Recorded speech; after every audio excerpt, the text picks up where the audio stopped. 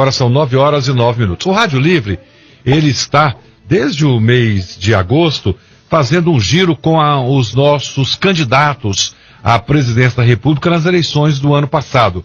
Nós já conversamos aqui com o candidato Geraldo Alckmin, do PSDB, nós já conversamos com diversos candidatos. Hoje, nós vamos conversar com mais um candidato naquela eleição, e eu estou falando do candidato PDT, o ex-governador, ex-ministro do Brasil, Ciro Gomes. Bom dia, governador Ciro. Bom dia, Edmilson. Forte abraço a você e a toda a gente querida de Goiás que está nos ouvindo na Rádio Difusora. Grande abraço, tudo bem? Tudo em paz, graças a Deus. Ciro, depois da eleição... Para mim, né? Para o Brasil, muito sofrimento, infelizmente. Pro Brasil não tá ruim não, né? Não tá bom não, né? Não tá nada bom não, é. Mas é tarefa do povo brasileiro, é tarefa sua como um político, é tarefa nossa como jornalista e da população fazer com que as coisas melhorem e fiquem boas. Sem dúvida. Depois daquela eleição, você não parou de correr o Brasil. Como é que tá essa andança sua aí, Brasil afora? Eu sempre tô vendo, tá lá no Amapá, tá no Ceará, tá no Sul, participando de reuniões, participando de debates.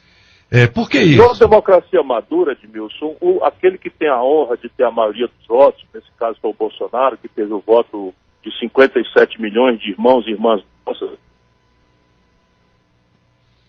teve a maioria dos votos, e a tarefa extremamente honrosa de liderar o país. E aqueles outros, que como eu tiramos ao redor de 14 milhões de votos, também temos uma tarefa, que é cobrar, fiscalizar, denunciar as coisas erradas, e eu estou cumprindo esse compromisso, né? Tenho um compromisso com o Brasil, e acredito que o maior defeito da política brasileira, para além da corrupção, é a incapacidade que os políticos, por média, têm de ser a mesma pessoa no dia seguinte da eleição. Então eu continuo a mesma pessoa, trabalhando, falando, indo ao encontro dos jovens, ao encontro, enfim, da população, para tentar explicar o que está acontecendo, propor alternativas e lutar pelo nosso país, que eu acho que é a minha obrigação. Nós tivemos, nessa semana, mais um capítulo proporcionado aí pelos filhos do presidente Jair Bolsonaro. O vereador do Rio de Janeiro, Carlos Bolsonaro, disse que a democracia está atrapalhando as mudanças que o Brasil precisa nesse momento. Como é que você recebe uma declaração dessa?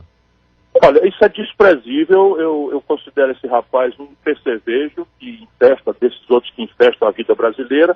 Agora, ele é filhote do presidente da República. Portanto, o que importa aqui é que todos nós, né, democratas do país, sejamos conservadores ou mais progressistas, todos os que amamos a democracia, respeitamos o povo como juiz superior definitivo da luta política, que nós exijamos do Bolsonaro que ele, se puder, saindo do hospital ou pela rede social, como ele achar melhor, reafirme o seu compromisso com a democracia.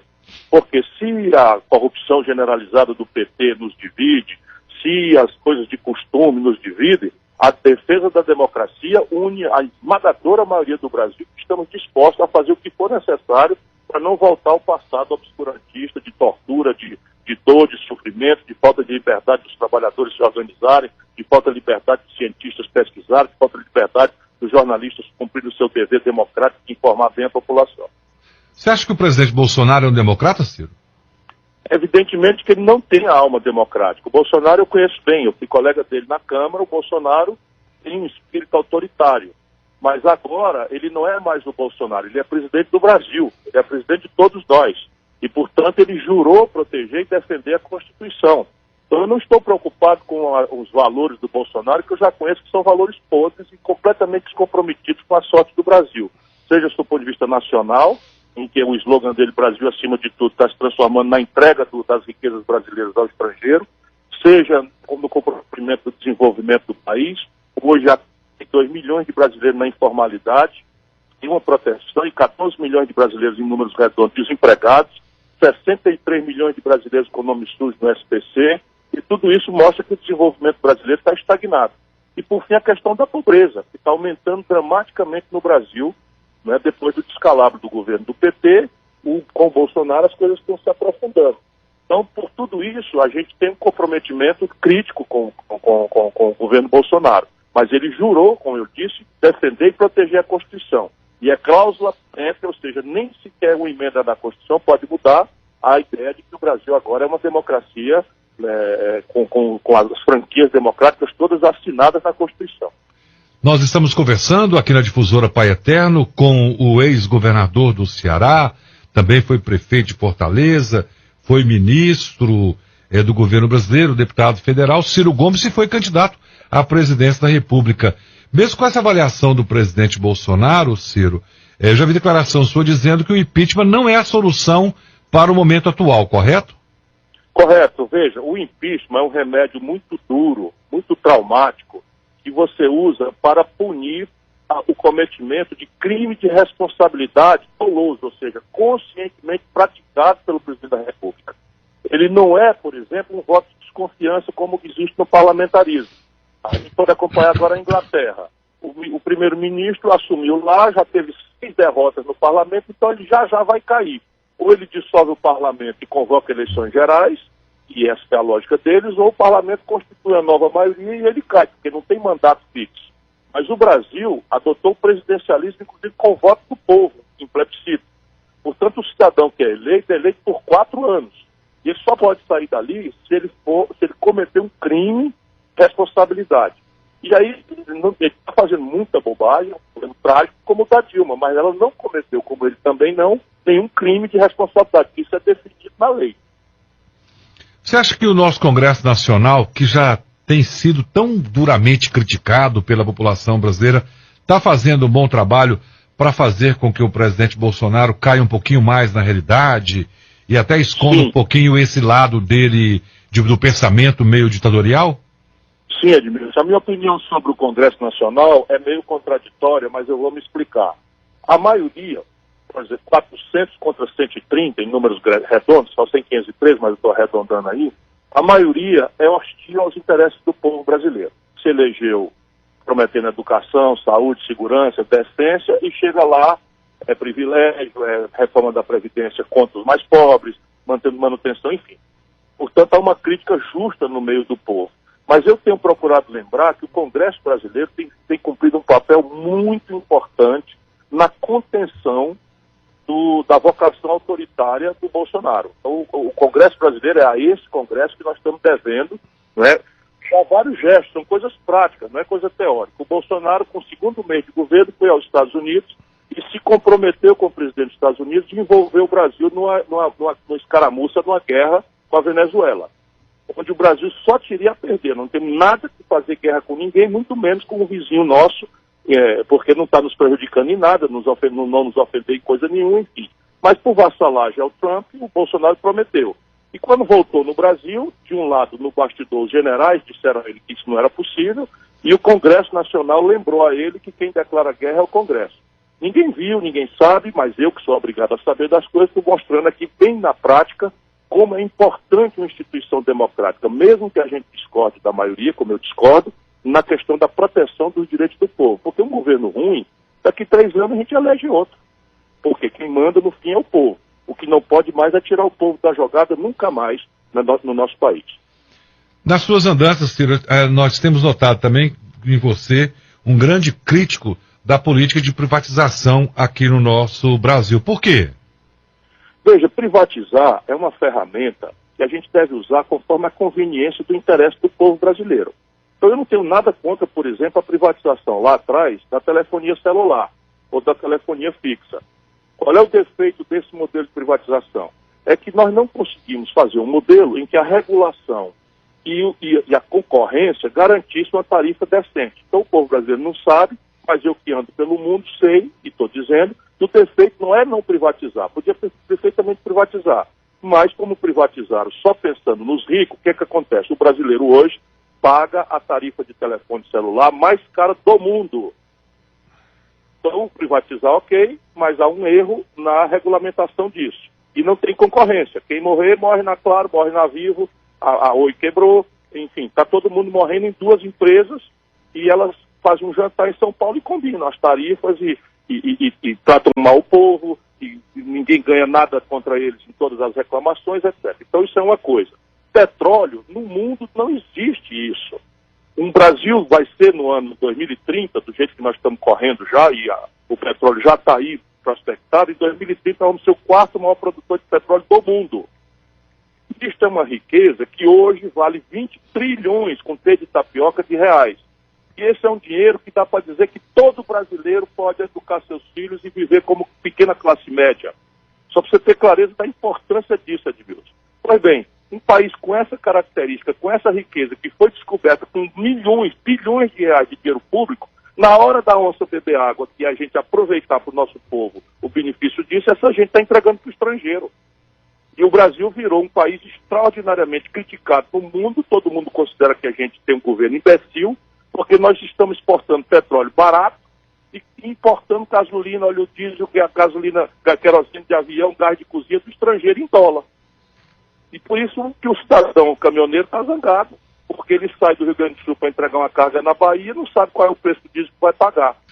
E isso tudo mostra que privatizar é uma coisa que a gente pode fazer, mas tem que fazer obedecendo a um plano. E esse plano não existe. Vamos lá, banco. O Brasil deixou, durante o governo do PT, que apenas 5 bancos concentrassem 85 de cada 100 transações financeiras no Brasil.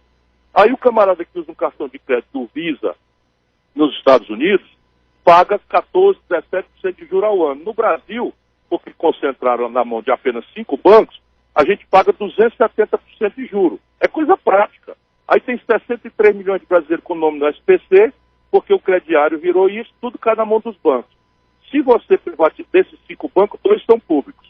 Se você privatiza, como eles estão fazendo da pior forma, esquarteja a Caixa Econômica, esquarteja o Banco do Brasil, pega as melhores unidades de negócio, com mais lucro, e entrega sem discutir com ninguém para os bancos privados. O Brasil, um país de 210 milhões, vai ficar com 3 bancos.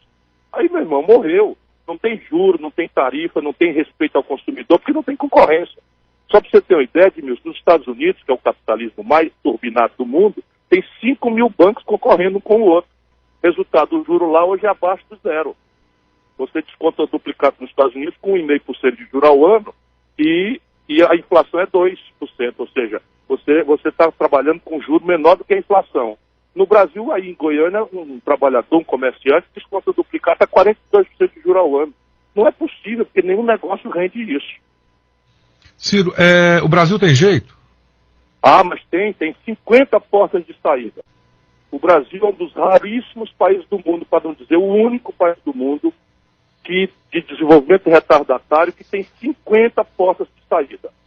Por exemplo, o déficit fiscal. Hoje não tem dinheiro para nada, tem que fiscal o povo, tem não sei o quê, papai e tal. 2 providências, 2, tecnicamente muito simples, embora politicamente muito difíceis, e aqui está o problema do Brasil, que é de natureza política, resolve o déficit em 12 meses. Por exemplo, cobrar o imposto sobre lucros e dividendos das grandes empresas. O mundo inteiro cobra esse imposto. O mundo inteiro, menos o Brasil e a pequena Estônia, no leste da Europa. Se a gente cobrar esse imposto, o déficit é de 130, a gente arrecada 70 em 12 meses. O Brasil dispensa de grandes empresários 331 bilhões de reais, com B de bola, por ano. Não é sonegação, é imposto devido, que o governo faz favor para um, faz favor para outro. Algumas coisas até tem mérito. Por exemplo, quando você dispensa imposto para a indústria farmacêutica se estabelecer em Anápolis, isso tem um resultado para o povo. Mas muitos desses benefícios, dos 331 bilhões, não são nada senão aumentar o lucro e a remessa desse lucro para o estrangeiro das multinacionais. Eu tenho um estudo que se você cortar, passar um pestino, tirar 20% apenas, ou seja, você deixa 80% desse benefício intocado, você arrecada mais 70 bilhões. 70 das 140 acabou o déficit, Edmilson. Então veja, qual é o país do mundo que tem condição de instalar o dedo em 12 meses e resolver tecnicamente o problema da falta de dinheiro? Só tem o Brasil que eu conheço. Depois você tem fronteira agrícola, terra agricultável vazia, água, petróleo, energia limpa e barata, enfim, você vai indo, a maior província mineral do mundo. É por onde você olha, a única coisa que fracassa espetacularmente do Brasil é a política, por esse misto de ladroeira e incompetência que tomou conta do Brasil. E na eleição, se tudo correr normalmente, nós vamos ter eleição em 2022. Se a vontade dos filhos do Bolsonaro não prevalecerem, se o Congresso Nacional conseguir manter aí a política de freios e contrafreios, lá em 2022 o povo brasileiro vai eleger o novo presidente da República. O Ciro Gomes é candidato a presidente lá? Olha, Edmilson, eu já fui candidato 3 vezes. Eu costumo cultivar sinceridade, eu respeito muito as pessoas, sou muito respeitado, e não é porque eu sou um cara vaselina, que fica alisando, não. Todo mundo sabe até que eu tenho um estilo muito duro. Portanto, eu dizer que não sou candidato seria uma mentira. Porém, a minha experiência diz, e eu lamento muito dizer isso ao irmão e à irmã de Goiás, de Goiânia, o Brasil vai passar por muita confusão. Muita confusão. Não é só esse desapego à democracia que o Bolsonaro tem, não, mas é o colapso fiscal, é a crise internacional que vai se agravar, é a absoluta inconsequência desse ciclo de reformas perversas que estão mentindo, dizendo que com isso vai melhorar o emprego. Nada disso, por esse caminho que o Bolsonaro tomou com Paulo Guedes, vai ser verdade. Então o Bolsonaro vai cair numa profunda impopularidade, ele não sabe conviver com essa contradição, e o sistema político não quer fazer o impeachment por conta daquilo que eu já argumentei. Então tem tanta confusão que é melhor a gente se concentrar no dia a dia. E o dia a dia hoje é ajudar o brasileiro médio, ao nosso povo, a entender o problema e a mostrar que tem saída se a gente achar o caminho de preservando a democracia, fazer um debate que reúna a melhor inteligência do povo e acabe com essa cultura de ódio, de amor que o PT e o Bolsonaro introduziram no Brasil. Esse rancor, esse ódio, essa confrontação, ela simplesmente vai levar o nosso país para o desastre. Ministro Ciro, para a gente terminar, justamente sobre essa questão aí que você está colocando, o Brasil vai continuar dividido entre esquerda e direita, comunista, não comunista, azul e preto, verde ou amarelo, durante muito tempo ainda? Eu acho que o Brasil está amadurecendo muito para mandar eles brigarem lá fora, sabe? Eu me lembro do meu tempo de estudante, que tinha ali uma confusão, o professor disse, vamos brigar lá fora. É mais ou menos o que nós brasileiros que temos compromisso com quem produz, com quem trabalha, que queremos botar o país para produzir, trabalhar e ter decência nas coisas, fazer uma saúde que preste. Aquilo que interessa, nós temos que mandar os dois brigar lá fora. E aí eu vejo assim, Edmilson, eu acho que o PT tem aí uns 20% de petemínio, né? O Lula pode andar pelado na rua, pode dar um chute na imagem de Nossa Senhora, que eles engolem, explicam e pronto, e está tudo certo, acabou. Do outro lado, você também tem aí uns 15% que o Bolsonaro pode, plantar bananeira, mandar Jesus Cristo para um lugar desrespeitoso e tal, e todos os bolsominions também tal. Mais 20 com 15 dá 35%. Nós estamos falando de 65% do povo que é muito mais sério, que quer trabalhar, que quer produzir, que quer ter uma carteira assinada, que quer dar aos filhos uma saúde decente na hora da dificuldade, e o que eles estão, esses 65%, é dispersos. A grande tarefa é produzir uma ideia generosa, esperançosa, dar exemplo, porque conversa de político praticamente pasteurizou no Brasil, e cair em campo para militar, para conversar, para discutir, para apresentar, principalmente para o jovem, os caminhos alternativos para o Brasil. Por isso eu sou muito esperançoso, eu acho que a gente tem condição de produzir um novo ciclo histórico para o país. Obrigadão pela participação conosco. Quando vier aqui em Goiás, vem tomar um café com a gente aqui, viu, governador? Com muito prazer, Edmilson. Obrigado pela oportunidade de abraçar essa gente querida. Aqui o Brasil deve muito. Eu não sei se vocês sabem direito, mas o agronegócio, né, a luta do interior do Centro-Oeste carrega o Brasil nas costas há mais de 20 anos. E quase nunca é respeitado devidamente por isso. Mas eu tenho muita alegria de conhecer com intimidade esse Brasil trabalhador e produtor, que é com quem eu tenho compromisso. Grande abraço. Um abraço, Edmilson. Nós conversamos com o ex-ministro, governador, prefeito, deputado federal, Ciro Gomes, ele falando um pouquinho para a gente sobre a conjuntura política de nosso país. Deixou claro, é contra um processo de impeachment do presidente Bolsonaro. Na avaliação de Ciro, o impeachment não é uma solução contra governo ruim. Solução contra governo ruim é o voto na próxima eleição.